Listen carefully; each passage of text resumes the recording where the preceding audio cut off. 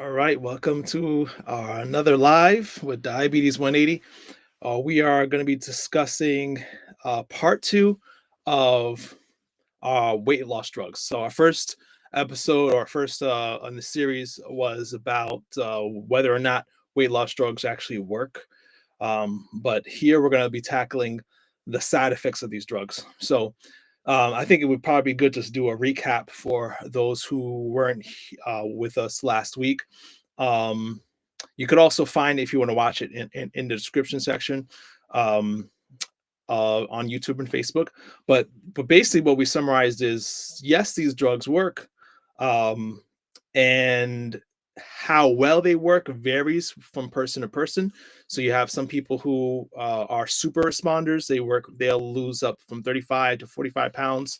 Then you have the modest responders who probably going to lose anywhere between 10 to 15 pounds. But then you also have 20% people who don't respond at all, right? So there's super responders.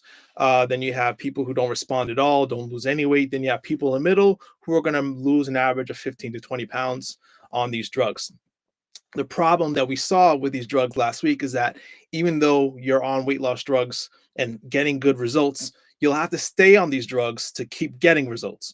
Unfortunately, once you stop the drug, the weight loss tends to come back. So that was one of the summarizing points, that the weight loss drugs work great for a lot of people, not so great for another set of people.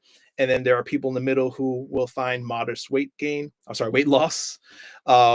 But regardless, whether you're a super responder or a modest responder to these drugs, you'll have to keep staying on them, because when you stop, the weight comes back. So that leads us inevitably to the next point. If I am on these drugs long term, what is the cost? What is it going to cost me to stay on this drug? Because unfortunately, it's not going to, for most people, is not going to get us to an ideal weight, and then you could stop and stay at that ideal weight, right?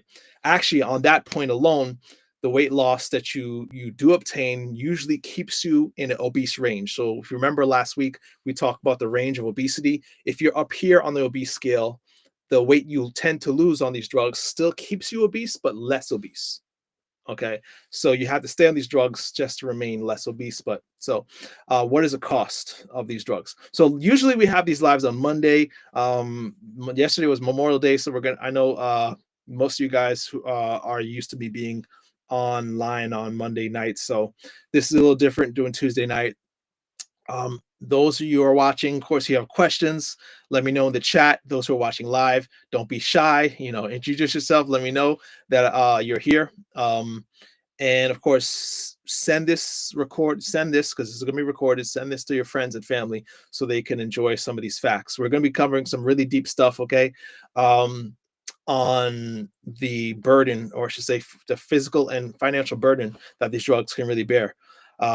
And I think it's really good for the public to know, because unfortunately, there's a lot of things that are not being advertised with these glamorous commercials on all the weight that you could lose with this drug. So I thought it would be good to start with, of course, the financial cost, because the financial cost is the first thing you have to get past, right?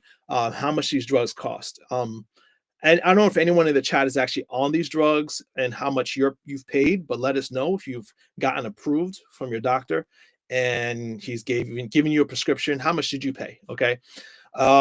So yeah, that'll be really interesting, to know if there's maybe different people paying different amounts based on your insurance coverage. But the actual cost of the drug, if you're not insured, if you can pay out of pocket, is a little over $1,300. A lot of money. Okay. That's not cheap for anybody. I don't care how deep your pockets are. $1,300 is quite an investment a month to be on these drugs. Again, considering that you could be on it forever to keep getting the weight loss or the weight that you've lost to be maintained. Okay. Tracy, hello. Thanks for greeting us in the chat. Anyone else who wants to greet us, let us know you're here. I always appreciate that. But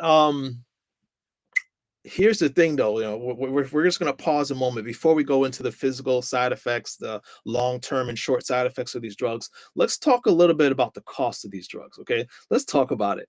$1,300, right, for this drug. You would think that, okay, well, it's reasonable because it's so groundbreaking, right? Other drugs, we've it's not a new thing to have a weight loss drug in a market, but this weight loss drug is boasting better effects, or stronger, effects as far as losing weight than and when you compare it to past drugs. So maybe the cost is reasonable. However, there's actually researchers that um, revealed that in order to get a profit from these drugs, these pharmaceutical companies can charge as low as $40 a month. As low as $40 a month, they still make a modest profit. But why make a modest profit when you can make a 3,000% profit? That's how much they're making off these drugs. 3,000% profit off these drugs. It's still sad to me that other countries like Canada, and European countries are paying $50 to $100 a month. But here in America, many of us, are paying, a lot more, right? A lot more. Just to give us some perspective on the cost, okay, financially. This is how much that $1,300 could spread. A $1,300 budget. Let's say if you had an extra $1,300 to spend on your health, you could buy a bag of groceries. You can get a dietitian appointment every week to help you guide your nutrition and your meal planning. You can have a gym membership and set a little aside for vacation money because we all need just de-stress. Of course, that's also good for your health. Having vacation money that you can have for this $1,300 a month. Now, do you agree that might be something that we could all use, right? A bag of healthy groceries, dietitian visits. So it's not an insignificant amount of money, especially if you're putting it towards weight loss. Think about all the other things you can do with that money. One thing I also say is, there's a lot of advertisements for meal plans, meals delivered to you. Many of us struggle with preparing healthy meals, but do you know that the cost of these drugs are 10 times higher than your standard meal delivery app? So if your problem is not finding time to prepare a meal, or you're not knowing what to eat or how to eat healthy, then you're probably better investing your money towards something else than these drugs. Unless you're insured. Now, that leads us to our next question. So, um, many people start these drugs but stop them, and it's not because of the cost. So there's actually research done. Let me go back to this next slide here on how many people quit these drugs. Okay, so based on a survey of 169,000 real patients, these are patients that were actually prescribed and insured. So it wasn't the cost. It wasn't the cost that made them quit. So these insured patients who had their drugs covered, 50% of them quit after 2 months, and another 80% quit by 6 months. So we know the vast majority of people who are quitting these drugs is not because of the money. It's not because of money. Then what could it be? Of course, it's the side effects, right? So it definitely is something worth considering. If you're going to start these drugs, or if you're on the drugs now, many people, even if they do have it covered, they tend to quit because of the side effects. What are some of the common side effects? And just to give you a little brief overview of how we're going to go through these next few points, we're going to talk about the common side effects, which we all know because they tell us in all the commercials. If you know anyone who has a drug, they've experienced these symptoms. Most people have. But we're going to also go into the more severe side effects, the black labels, and I'm going to end with the side effect that's not talked about. Okay, that would probably discourage some people, and because of that reason, it's not really talked about. So you definitely want to watch this to the end. All right. But common side effects are nausea, vomiting, diarrhea, constipation. Definitely annoying, but some people can push through. You don't have to have these just because you let's say if you don't have these side effects, you could still get results. You could still get the weight loss. So it's not the nausea and vomiting that makes people lose weight. Some people assume, well, if I'm not nauseous and vomiting, it's not working. No, you can lose weight even if you don't have side effects. So I also want to be helpful in this live and tell you what you can do to help mitigate the side effects. If you're on the drugs, you're starting them and you want to minimize side effects so you could go the long haul, right? So if you, let's say you want to go as much as 6 months, 8 months to a year with this drug, and you're trying to avoid side effects. These are some things that they actually recommend that you can do to help ease these side effects. So you could start slow. First thing is to start low on the dose and slowly titrate it up. So make sure the doctor is giving you a low dose and you're going up slowly. Okay, most doctors are going to do that. When it comes to eating slowly helps. So making sure that you're taking your time in between bites. Having smaller portions of foods help. A low fat diet, so eliminating a lot of the higher fat foods can help the side effects. Small sips of fluid can help. Another thing, mint and ginger are time tested methods of helping ease indigestion, nausea, and vomiting. So those are some tips that you can use, to put them all together to make sure you can minimize some of the side effects that come with these drugs. Okay. But there are more concerning side effects that we need to address. Okay. Muscle loss. How many of you have heard of Ozempic face? It's something that, people are talking about online a lot. They people who lose weight and you could tell it in their face, right? So one of the reasons why this happens is because when you lose weight, and I should preface this by saying, when you lose weight, you're going to lose some lean muscle, meaning you're going to lean mass. You're going to lose some muscle. Normally, whenever you're going on a weight loss regimen, you're going to lose about 25% muscle, even if you're losing it slowly, gradually. So that means when you're losing weight, when you're seeing the scale drop, 1 of every 4 pounds is muscle, right? So the majority is still fat. So the majority of the weight you lose is still fat, okay? But when you're on these drugs, that percentage of muscle loss jumps up to 40%. Right. So I have a study here published in NIH that actually describes this weight loss as worse than the amount of muscle lost with malignancies like esophageal cancer, which is a cancer that usually causes a mass amount of weight loss. So you're losing you're losing muscle similar to a cancer patient, right? Or even worse. Um, it's not insignificant, right? The amount of muscle that you're losing, it's comparable to a decade or more of aging, right? So of course, we don't have long-term studies yet to see how this is going to affect on a population scale people on these drugs, but vast majority, not I shouldn't obviously 40% is not majority, but a lot of the weight that you're losing is muscle, and you don't want to do that, right? So what can we do to help mitigate that? Again, I want to talk about how we can help the side effect. Exercise. So when you're on these drugs, it is so important to start a gym routine, okay? Or if whether it be in an actual gym or at home, you want to start working out, resistance training. Luckily, we got you covered, right? So most of my descriptions on these videos, you'll have a link to workouts. Okay, so if you want to start a workout plan, I got a plan for beginners and advanced and those in between. But yes, it is important to work out, and this can help with the weight loss. So this is a study on calorie restriction and how it's affected by resistance training. So they took one group of people who were just on a calorie restriction. Okay, that's the group on the light gray, and then you had another group who were restricting the same amount of calories, but they were also working out. They were building muscle. Okay, interestingly enough, the calorie restricted group lost more weight, right? More weight compared to the ones who were doing resistance training, right? But look, if you look at the right of this graph, it tells an important story.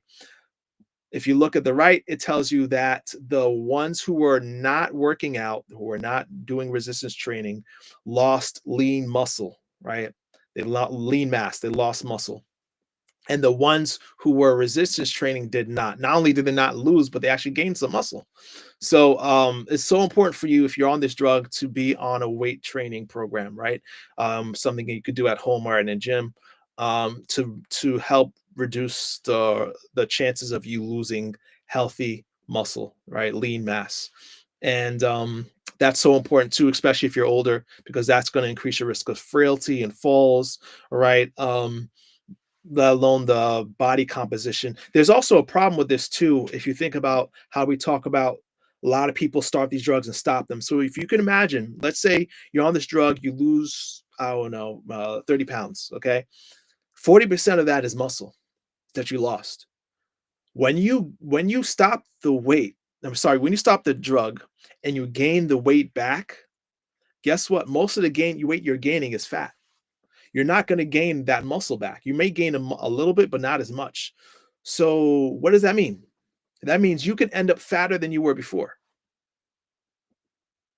because the weight you lost, you now regained the most percent, a higher percentage of what you gain is fat. And so you're now fatter than you were before you started the drug. All right. So this body, they call it body cycling or body composition cycling, is not good. It's not good. Okay. So if you want to be on this drug, you want to make sure you're on a weight training program, especially because of the high chance that you might stop the drug and not be able to gain the muscle back easily. Okay. So I hope that makes sense to everybody. Um, let's go into some more serious side effects. All right. So more serious side effects that are gallbladder disease, gallbladder issues, so gallstones. This makes sense because any weight loss program, if you're losing weight very fast, whether it's bariatric surgery or just going on this extreme calorie restriction, it does always increase your risk of getting gallstones, because the excess fat that sheds cholesterol into the blood, which gets into the bile and can crystallize like rock candy into gallstones. Okay. So people who lose weight very fast are always at risk of gallstones. So that is one of the costs. All right. But what about some more serious costs? What about the black box warnings that come with these drugs? So the black box warning that you'll find on this drug is thyroid cancer. That's the black box warning. We're going to talk about something that's even scarier than this, but this is definitely something worth mentioning. Um, Now, most studies on the GLP-1s and thyroid cancer, thyroid tumors were done on rats. So we know that rats, it caused tumors in rats.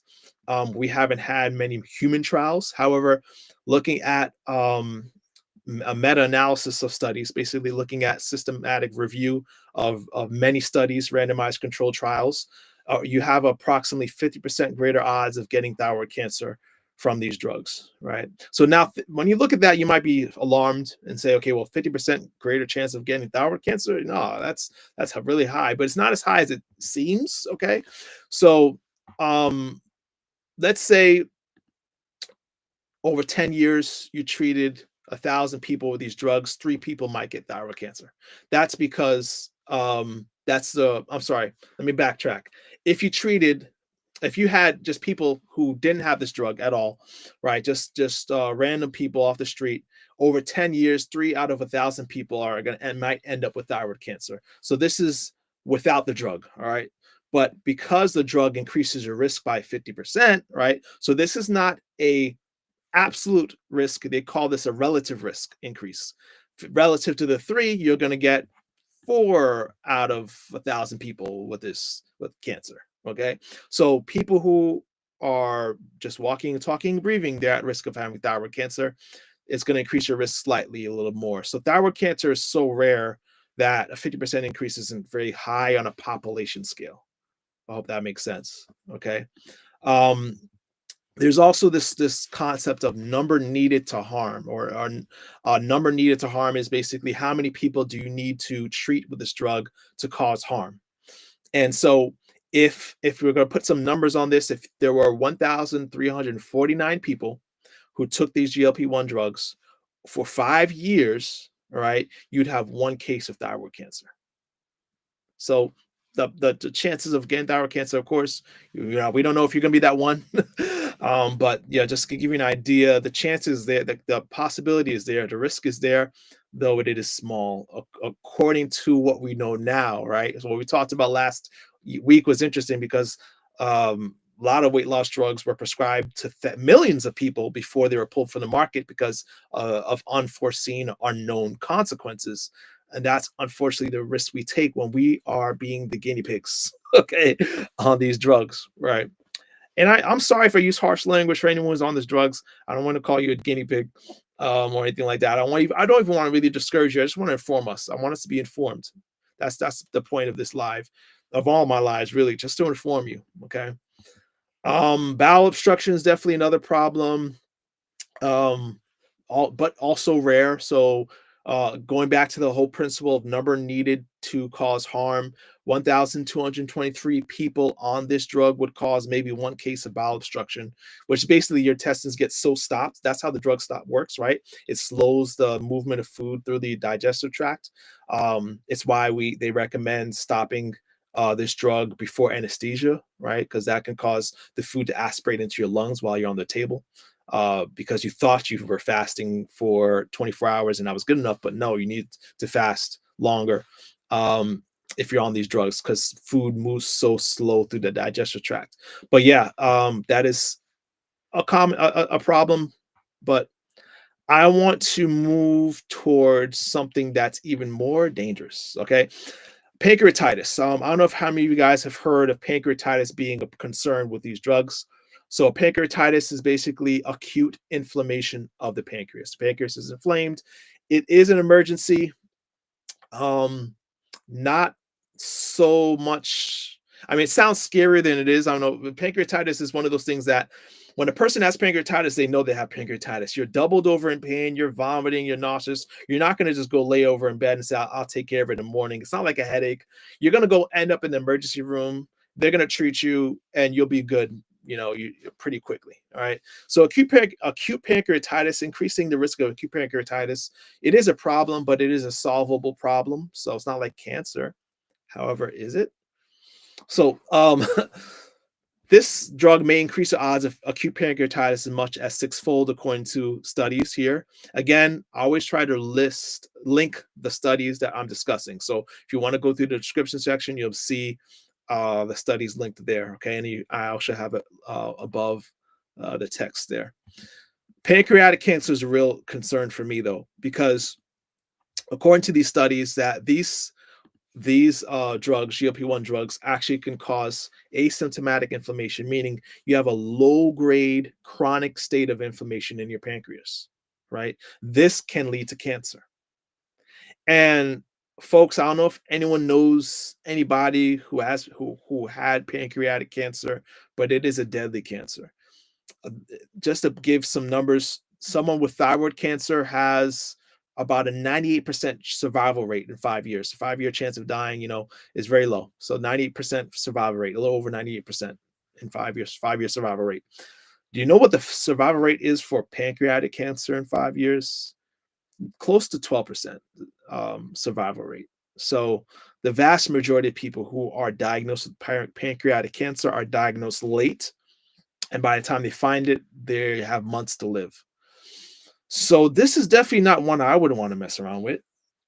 But the science behind this makes sense. I actually makes a lot of sense, because you remember the Gila monster. I think I pronounced it wrong last week. The Gila monster is where we actually isolated or the GLP-1 compound from. The saliva of this venomous saliva of this lizard actually carries this GLP-1 hormone. So you might ask yourself, why is this desert lizard carrying around GLP-1 hormone in its spit? Okay. It actually makes sense, because and this is going to tie into the pancreatic risk. Okay. So during periods of starvation or calorie restriction, when a lizard can't find anything to eat, what it does to survive is shrink its pancreas down and shrink its stomach down, so it can survive weeks, even months without food. But when food does arrive, when there is a meal to be had, the GLP-1, the body that's produced by this lizard, can actually proliferate the pancreas to swell it up and cause it to grow very fast. All right. This proliferation may be also happening in the drug in our body. So you may be having, we talked about the low-grade inflammation. This low-grade signal, the GLP-1, is producing in your pancreas may cause proliferation of a pancreatic tumor. If you have a tumor in the pancreas that would have maybe never grown, this GLP-1 might signal it to start growing, right?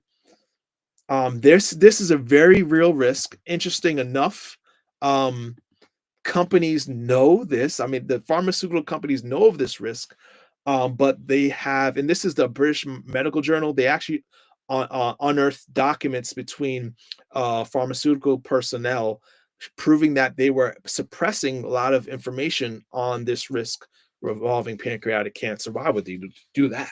Right? But there's actually documents, internal documents that show that while they are aware of this risk, they are not discussing it. Not only that, but they actually have been suppressing its scientific debate among medical journals and academic journals, right? So you might ask yourself, how can these pharmaceutical companies get away with such a practice? How can they be suppressing information, or the investigation of information that might prove their drug harmful? So I want to read this from the same article. This is from the British Medical Journal, and I'm going to read this to you, all right? And you can read along. This is what they write: companies are legally responsible for monitoring the safety of their products, but self-evidently cannot be held responsible for tackling a safety concern that does not exist. A concern that can be plausibly doubted or denied carries no legal liability, whereas one that gives rise to serious consideration, even in internal emails, which are discoverable. That's why they quiet these. That's why they try not to discuss these emails, right, or publicize them. It leaves the door wide open to litigation, right? Um, Inviting companies to monitor the safety of their own products thus provides them with the strongest possible incentive for failing to do so in instance of the law of unintended consequences. The three monkeys who neither hear nor see nor speak have been allowed to flourish at the heart of our system for protecting the public. Right. I like how they end there with the three monkeys analogy. Okay. So basically, what this is saying is these pharmaceutical companies who produce these drugs, right? If there's an obvious side effect, of course they're going to discuss it. But if there's a plausible one that they don't really need to disprove or prove, it's like, as long as I don't speak on it, see it, or hear it, I don't need to report it. Right? The law of the three monkeys is what's happening in this situation, right? Well, if there's a problem, we'll maybe find out in 10 years, right, when there's a whole bunch of people, for instance, in this example, having pancreatic cancer. Oops, it's a drug, but we didn't know, we didn't see it, we didn't talk about it, we didn't discuss it, so we didn't have to report it. And unfortunately, this has happened before. Again, we talked about this last week, where the companies walk away with billions of dollars in their pocket, well enough to cover their legal fees. Yeah. So, all right, now let me play the devil's advocate a little bit. All right, so actually, no, there's one more slide. There's one slide before I play the devil's advocate a little bit. All right, so the pancreas. So this is actually another study. This is done, I think, after that article came out, but that showed that pancreases from brain dead organs, so people who opted to have their organs donated after death, pancreases from these brain dead organs, organ donors who had been taking GLP-1 drugs for at least a year before they died, every pancreas showed abnormalities. Every pancreas of a person who died having GLP-1 for or at least a year or more had abnormalities in their pancreas, including marked enlargement, dysplasia. Basic dysplasia is basically an abnormal cell, function or appearance, or even a few small tumors. So, what I mean by playing the devil's advocate here now. So yeah, you might look at one hand and say, man, that's horrible. These drugs are increasing the people's risk of cancer. We need to stop it. But this is where I also want to remind us that obesity also increases your risk of cancer. There's actually, as that we know of, 18 different cancers that are increased in risk when you are obese, right? You have the higher risk of developing these cancers just being obese. So the pharmaceutical companies might argue, well, we're helping people fight cancer because we're helping them lose weight, which is helping them lower their overall risk of cancers, right? Right. But my advice would be to find a safer way, right, to reduce your risk of cancer, one that does not at the same time increase your risk of any certain type of cancers. Does that make sense? Hope that makes sense.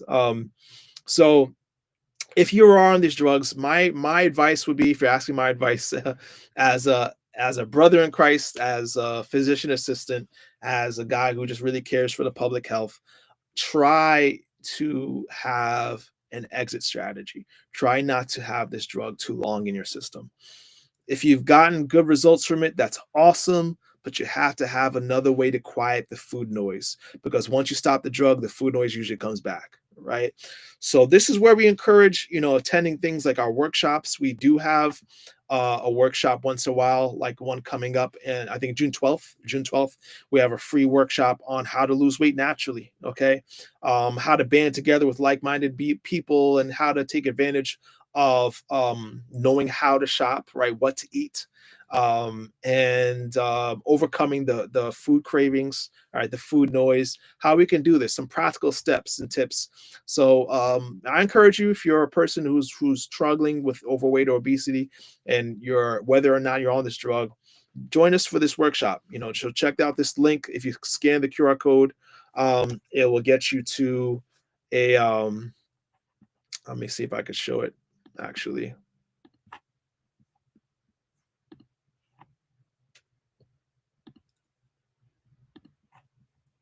Yeah, so it'll take you to this website, the link here, if you guys can see that, and that'll give you a reminder or an email invite. So it's a private workshop, so it's only by invitation alone.